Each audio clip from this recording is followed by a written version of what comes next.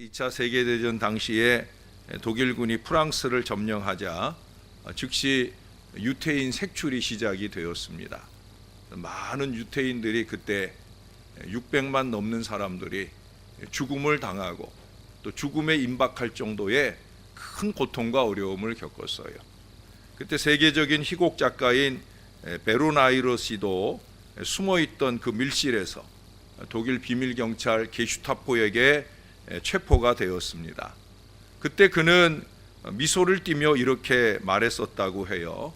지금까지는 무서워서 벌벌 떨며 살았는데 이제부터는 해방의 그날을 바라보며 희망 속에 살 수 있게 되었다라고 고백을 했더라는 거예요. 그 밀실 안에 숨어서 언제 죽을 줄 모르는 그 위태한 가운데 살았었는데 이제는 아니라는 거죠. 이제는 살아갈 날을 바라보며 살 수 있겠다는 거예요. 어쩌면 더 큰 고통이 그를 기다리고 있을지 모르는 순간에 이제 다시 살아올 수 있을지 모르는 그 낙심의 상황에서 그는 오히려 미래를 희망으로 바라볼 수 있는 그 마음가짐으로 그에게 주어진 수용소 생활을 누구보다 꿋꿋하게 이겨내고 결국 살아서 그곳을 나올 수 있게 되었다라고 하는 거예요. 여러분, 고난 없는 인생은 없습니다. 어제도 제 사랑하는 동기 목사님이 한 분 오셨어요. 오후에 찾아오셔서 어디 있느냐 해서 그래서 이제 제 방에서 한 1시간여 정도 만났어요. 저랑 동갑인 그런 친구인데 이 친구가 이제 개척을 해야 될 상황이 되어서 개척을 준비하고 있다는 거예요. 그래서 그 친구와 이런저런 얘기를 나눴어요. 개척이라고 하는 것이 희망도 되지만 사실은 목회자에게 큰 고통의 시기가 되는 걸 저는 누구보다 잘 알잖아요. 상당히 여러 가지 이야기들을 나누면서 우리가 함께 위로하고 또 힘을 내는 그런 시간을 가졌어요. 고난은 누구에게나 다 있습니다. 목사라고 없는 거 아니고 여러분들의 삶에도 크고 작은 모든 고난이 있어요. 그것은 우리를 위축하게 할 일도 그렇다고 드러내고 유세 떨 일도 아니다라고 하는 거예요. 더군다나 예수 믿는 우리가 우리 얼굴에 나 고난 중 이거 써붙이고 다닐 이유가 하나도 없다라고 하는 거예요. 아니 그러서는 안 된다라고 하는 거예요. 지난날의 어두움을 바라보며 더욱 암울한 마음으로 사는 것과 앞날의 희망을 바라보며 밝은 기대의 마음으로 사는 것은 그 결과적 미래에 있어서 아주 다른 차이를 나타내게 되어집니다. 오늘 본문의 저자를 보셔요. 그는 무척 낭망된 상황에 처한 듯이 보여집니다. 그의 내면은 끊임없이 찾아드는 불안의 그림자가 드리워져 있어요. 특히도 4절 말씀대로 과거를 추억할 때 더욱더 마음이 상하게 되어집니다. 과거에 자신이 영적인 유익을 주었던 이들이 지금은 자신에게 등을 돌리고 오히려 3절 말씀에서처럼 내 하나님이 어디 있느냐 하고 조롱하기까지 하더라는 거예요. 이게 육신적 감정적 인생들이 드러내주는 결국의 모습이라는 거예요. 사람은 그렇다는 거예요. 제가 여러분들에게 사람 찾지 말고 하나님 찾아라 하는 말씀을 드리는 이유가 그거예요. 과거를 바라보는 이 시인에게 낙심은 더욱더 더하여져서 더 심한 낭망의 구석으로 그를 몰아넣게 되어집니다. 그러나 다행인 것은 그의 이러한 낭망이 갈망으로, 그 갈망이 희망으로 바뀌는 계기를 우리들에게 보여주고 있다는 거예요. 그가 밝고 건강한 찬송 속에 미래를 희망의 세계로 기대할 수 있게 해준 것은 그가 하나님이라고 하는 프리즘, 우리 어르신들 중에는 프리즘을 잘 모르시죠? 이 프리즘을 통해서 이렇게 보면 이 세상이 프리즘의 그 밝은 빛으로 세상이 보여집니다. 프리즘을 모르시면 하나님이라고 하는 이 망원경을 발견한 것이 계기가 되는 것을 보여주게 됩니다. 망원경이라고 하는 것도 저 멀리 볼 수 없는 것을 망원경을 통해서 보면 다 보이잖아요. 확연하고 선명하게 보여지잖아요. 눈 나쁜 사람이 안경을 쓰는 것과 같은 바로 그런 거예요. 5절 말씀에 보십시오. 내 영혼아 내가 어찌하여 낙심하며 어찌하여 내 속에서 불안해하는가. 너는 하나님께 소망을 두라. 그가 나타나 도우심으로 말미암아 내가 여전히 찬송하리로다. 할렐루야. 참 중요한 고백이에요. 이 고백은 11절에서도 반복되고요, 그 다음 43편 5절에서도 같은 반복을 하고 있어요. 저는 제일 좋은 구절이 그겁니다. 하나님을 바라라 하는 말과 함께 그보다 더 좋은 말은 뭐냐? 내 하나님을 여전히 찬송하리로다. 저는 이 여전히라는 말이 참 마음에 강하게 다가옵니다. 예수 믿는다는 건 그거예요. 크고 작은 모든 고난 앞에서도 내 안은 여전히 하나님을 찬송함으로 깨어있는 바로 그거예요. 이 시인은 그렇게 하나님을 바라고 있어요. 그 하나님을 통해서 미래를 보고 있어요. 그는 1절 2절에서 보는 것처럼 문제의 해결점이나 원망과 불평의 대상을 찾는 것이 아니라 이 희망의 제공자 되시는 우리 하나님을 찾기 때문에 갈급한 심령의 모습으로 주님을 찾고 있다고 그렇게 말하고 있어요. 그는 이러한 하나님 갈망으로부터 미래를 희망으로 바라볼 수 있게 되었다라고 하는 거예요. 하나님을 갈망하면 미래가 희망이 되는 거예요. 여러분, 그 앞에 시편 39편 7절을 보셔요. 거기 보면 이런 말씀을 합니다. 주여, 이제 내가 무엇을 바라리요? 나의 소망은 주께 있나이다. 할렐루야.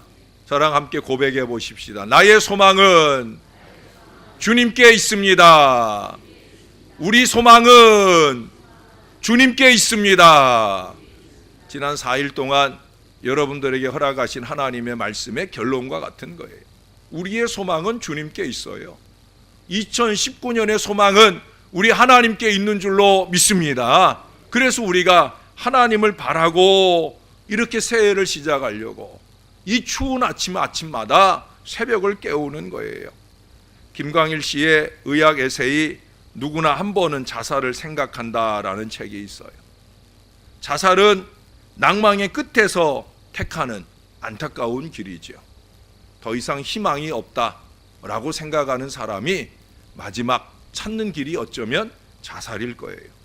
그러나 건강한 정신으로 낭망의 상황을 극복할 수 있는 비결의 첫 번째로 김광일 박사는 꼽는 것이 뭐냐? 희망을 가지는 것이다 라고 이 저자는 말하고 있어요. 근데 그는 거기까지가 그의 한계입니다. 희망을 가지는 것, 그것이 낭망을 극복하는 길이다 라고 말하지만 그는 더 중요한 걸 말하지 못하죠. 그게 뭐예요? 희망을 어떻게 우리 마음에 채울 수 있느냐. 그는 그것을 제시해 주지 못해요. 낭망을 극복하려면, 자살의 마지막 길을 택하지 않으려면 희망을 가져야 된다라는 중요한 얘기는 했지만 어떻게 그 희망을 우리의 마음에 채울 수 있느냐라는 건 보여주지 못하고 있다는 거예요. 저는 여러분들에게 말씀드릴 수 있어요. 아니, 하나님의 말씀은 우리들에게 말해줍니다. 하나님의 말씀은 하나님을 바라라. 이것이 바로 희망을 채우는 길이다라고 말씀해 주십니다. 그러면 그 얼굴의 도우심을 인하여 우리는 오히려 여전히 찬송의 자리로 나아갈 수가 있다라고 하는 거예요. 제가 오늘 아침에 그림 하나를 좀 보여드리려고 합니다.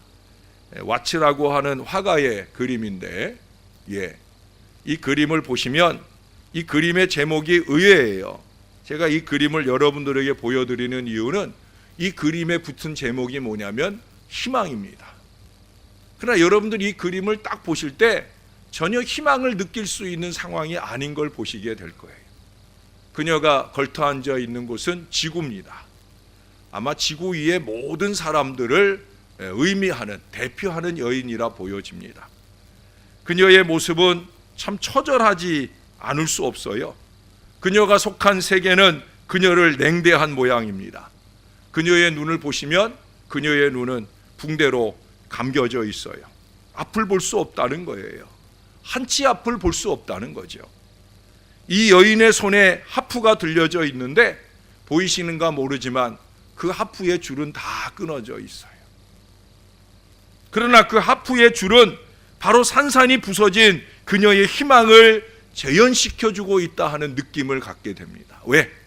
그 많은 하프의 줄이 다 끊어졌는데 딱 하나가, 중간쯤에 잘 안 보이시겠지만 딱 하나의 줄이 간신히 남아 있어요.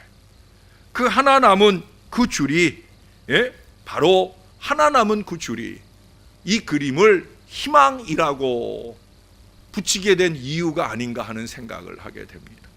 또 아마 여러분들한테는 잘 안 보일 거예요.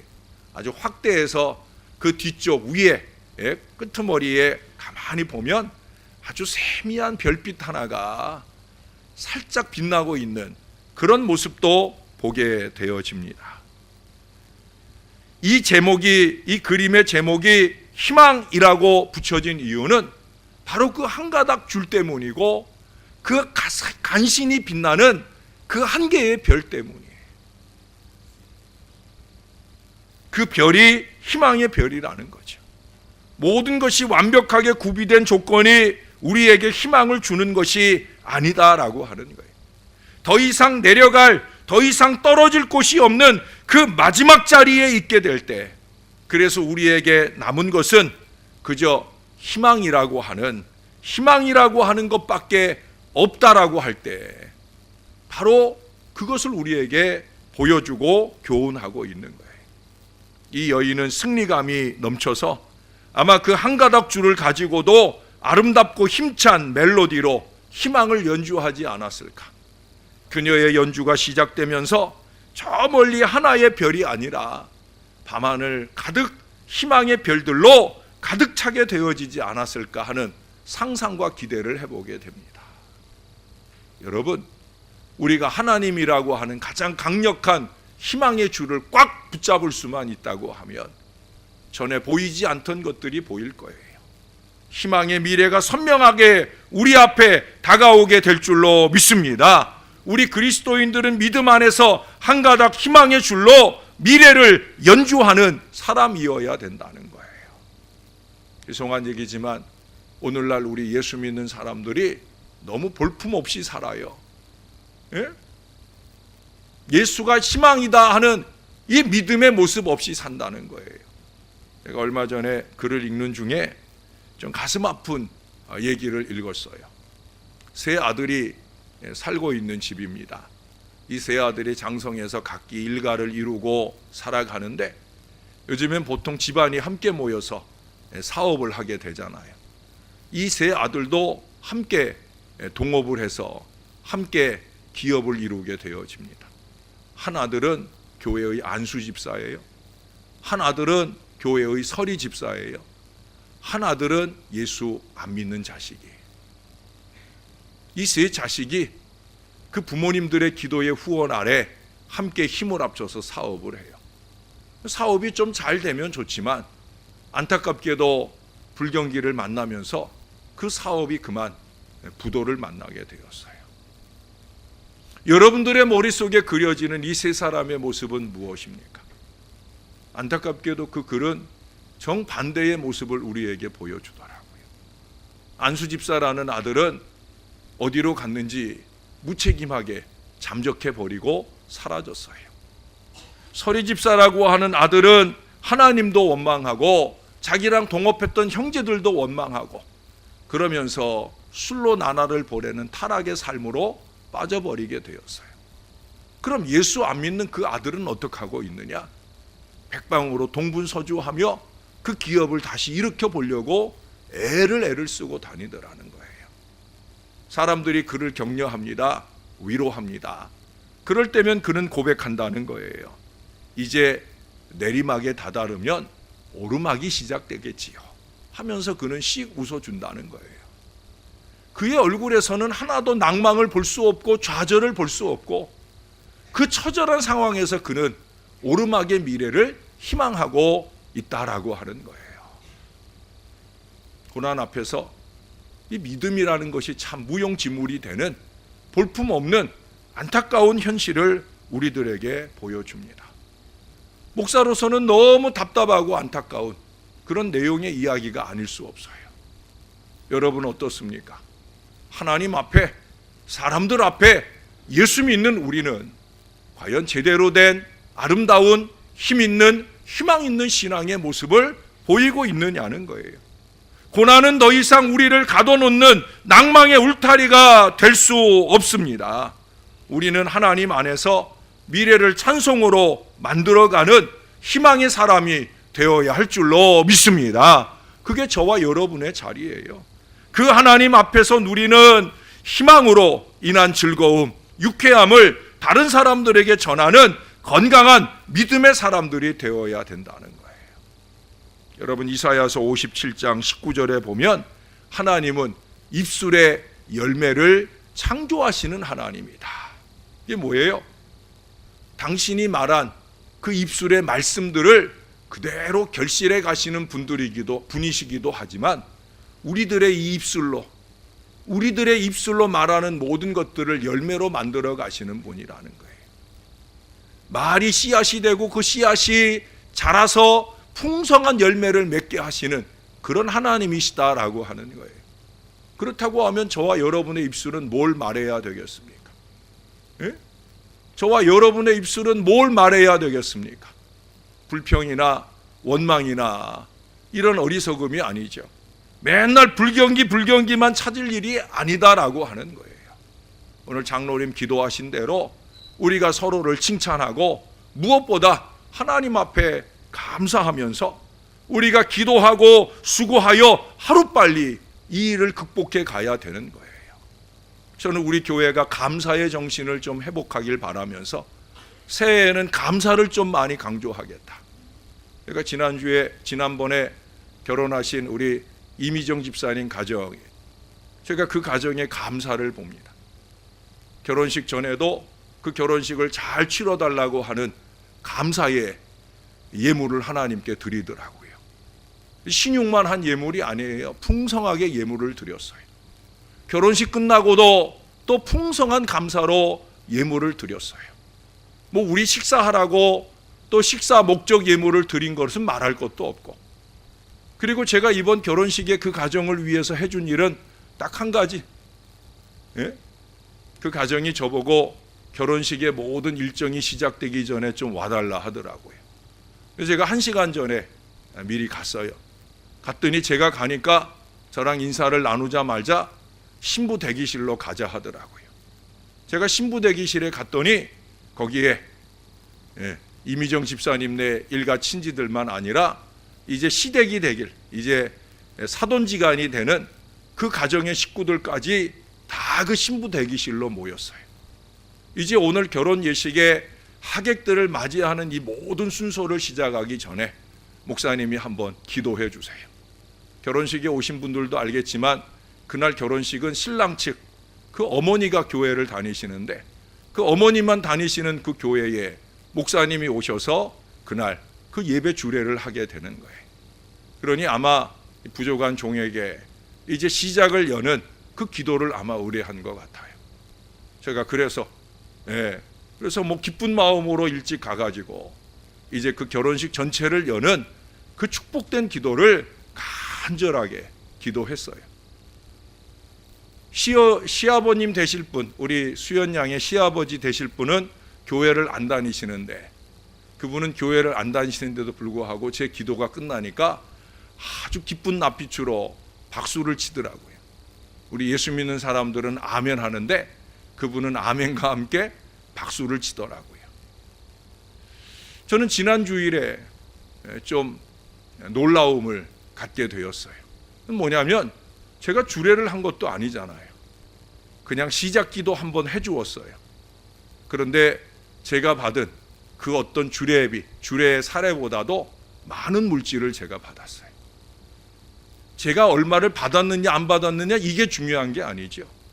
그 가정에 갖고 있는 하나님을 향한 마음, 또 종을 향한 마음, 중요한 건 뭐예요?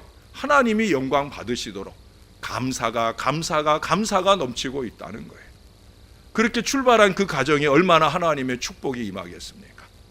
어민옥, 김수연, 이 가정 위에 임할 하나님의 축복을 누구도 비할 수 없을 거라 생각이 듭니다.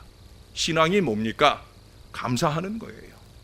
불경기 이런 어리석은 말만 하는 게 아니라 경제도 하나님께 속한 것이니까 우리 기도하고 수고해서 하루빨리 극복해 나가자. 다 잘 될 거 아니겠느냐? 이제 오르막이다. 왜? 우리에게는 하나님이 계시니까. 하나님이 우리를 붙들어 주시니까. 하나님이 우리의 다음 세대를 붙들어 주시니까. 그렇게 그들의 희망이 열리고 우리의 희망이 열리는 축복된 역사가 우리가 붙들고 매달리고 바라보는 우리 하나님으로부터 우리에게 주어질 것이다. 저와 여러분이 이 긍정의 언어, 감사의 언어로 우리의 미래를 희망으로 열어갈 수 있다고 하면 하나님은 반드시 저와 여러분 위에 놀라운 축복의 미래를 열어주실 줄로 믿습니다.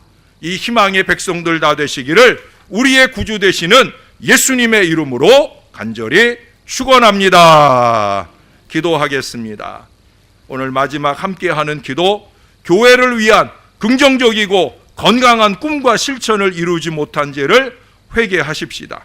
2019년에는 진정 하나님과 교회를 위한 새 희망으로 살아가는 우리들이 되게 해달라고 우리 다 같이 한마음 한 목소리로 간절하게 기도하는 시간 되길 바랍니다. 기도하겠습니다. 오신 아버지 하나님, 오늘도 주님의 은혜 안에 희망의 네 번째 말씀을 듣습니다. 우리가 희망이라고 하는 것, 소망이라고 하는 걸 품을 수 있게 되는 가장 중요한 근거는 하나님이 계시다 하는 것입니다. 그래서 우리는 우리의 모든 범사에 하나님이 함께해 주시기를 소원하며 삽니다. 그것이 큰 일이든 작은 일이든 하나님이 우리와 함께 하시기를, 하나님이 우리와 함께 하시기를 우리가 늘 열망합니다. 우리의 희망의 한 가닥 줄은 오직 하나님입니다. 사람일 수 없습니다. 상황은 더더욱 아닙니다.